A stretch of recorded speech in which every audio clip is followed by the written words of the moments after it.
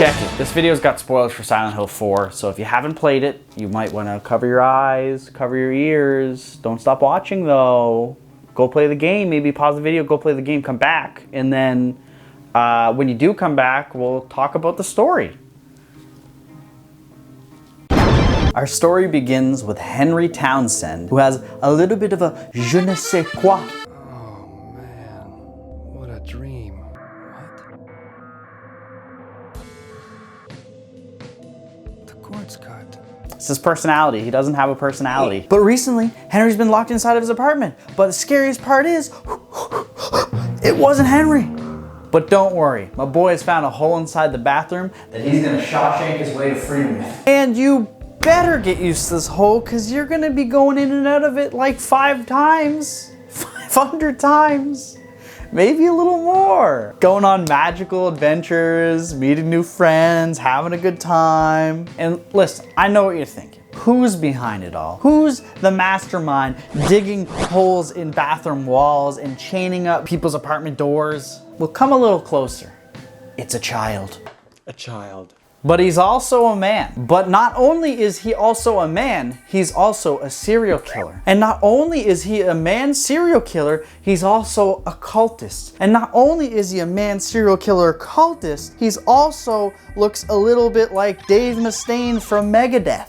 He's a man of many different hats, and how many video game villains can you say are a killer, man-baby, cultist who also looks like Dave Mustaine? Comment below. His name's Walter Sullivan, and he's a wingnut, and he thinks Henry's apartment is his birth mother, and by doing a little razzle-no-dazzle jutsu known as the 21 Sacraments of the Descent of the Holy Mother, he can wake her up, which requires him to kill all of your friends who you found in the bathroom wall. So naturally, the Chad Henry is gonna beat the living crap out of the Virgin Walter. Now listen guys, I'm not here to drone on about the story. I'm here to tell you guys about why I think the game has a divide in the fan base. It's $9 on GOG right now. It takes about 9 hours to play. Go do that if you wanna learn more about the story. Unlike the OG Silent Hill games, and unlike Resident Evil that had functioning tank controls, this game likes to spice up your love life by betraying you when you're at your most vulnerable. The movement's not responsive all the time, and when you're running one way, suddenly you're running the other way because of a camera angle switch. And this is a game where you're running away from sniff dogs and jowl monkeys, and it requires your movement to be precise, and it's not. The only analogy I can think for this is if you are trying to give someone tilt controls in Mario Kart. It's like you're driving and you're kind of moving just a little bit, but then it's not working as well as you want it to. Now, the biggest complaint I hear about this game is the second half. And in the second half of the game, you find your neighbor Eileen, who has a little bit of a freak out attack, but you know our boy's got this on lock. This is my favorite level, I think, because you get to meet some classy ladies.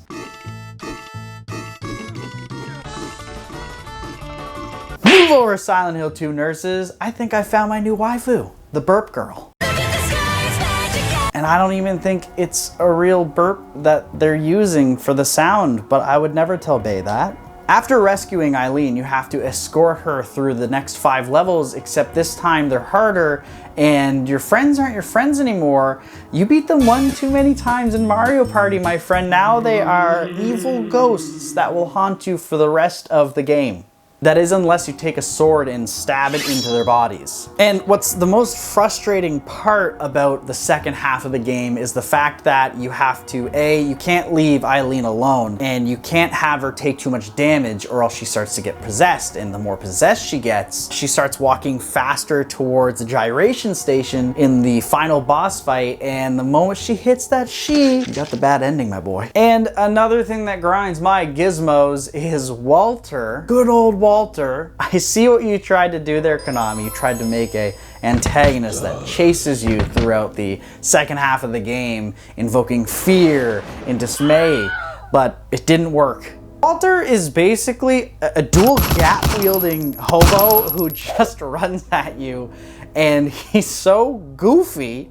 On paper, it sounds like a great idea. However, order, I say, ordered, my court. There are some good redeeming qualities about this game. Like the atmosphere. There are just these instances when you're walking places and you hear this horrific spooky noise that you don't know where it came from, and it sends a shiver up your back and, oh mama, hold your child. And every once in a while you come across some creepy or uneasy thing that I feel like games now kind of underutilize that feeling of creepiness rather than scary. And my favorite atmospheric moment is not really a hot take, but I mean, it sure sounds like one.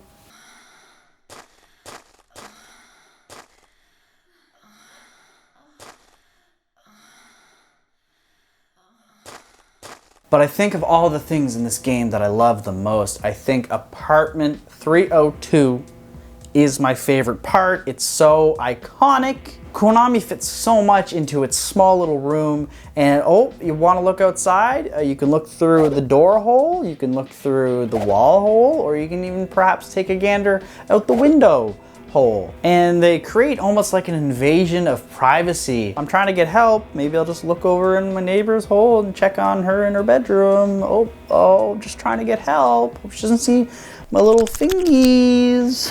Hope she doesn't see my fingies coming through the little hole. Maybe I can whisper through the little hole, ask for the fire department to come. Hello, hey, I'm gonna need some help to the fire department. Hello.